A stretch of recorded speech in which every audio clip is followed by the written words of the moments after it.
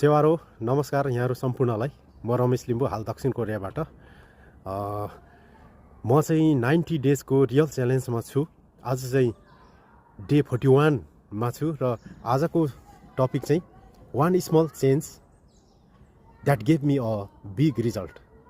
साथीहरु, यो digital business गर्दाखेरि चाहिँ हामीले ख्याल गर्नुपर्ने कुराहरू एउटा डिसिप्लिन, जसले डिसिप्लिनमा रहेर चाहिँ यो बिजनेस सम्बन्धीको कुराहरू कसरी अनलाइन बिजनेस गरिन्छ त्यो कुराहरू सिक्ने इच्छा राख्दछ, त्यो मान्छेले चाहिँ यो बिजनेस गर्न सक्छ।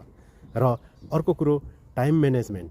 दैनिक रूपमा हामीले दिनको 1-2 घण्टा टाइम म्यानेज गरेर चाहिँ हामीले डिजिटल अनलाइन सम्बन्धीको कुराहरू हामीले सिक्न सक्यौं भने त्यो व्यक्तिले पनि यो बिजनेस गर्न सक्छ। र अर्को कुरा लगनशीलता, कन्सिस्टेन्सी, त्यो चाहिँ हामीमा हुनुपर्छ। जसले 2-4 वर्ष 5 वर्षसम्म लगातार रूपमा यो बिजनेस गर्छु भन्ने इच्छा राख्छ, त्यो व्यक्तिले यो बिजनेस गर्न सक्छ।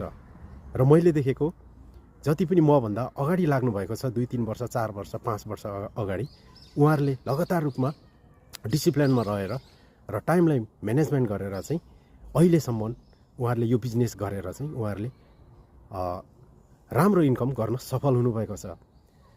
इन्कम या कि हाम्रो काम गरेको सेलरी भन्दा नसोच्ने तरिकाको किसिमले चाहिँ उहाँहरूले इन्कम गरिरहनु भएको छ। त्यसैले पनि के भन्न सकियो भने one small change gave us a big result.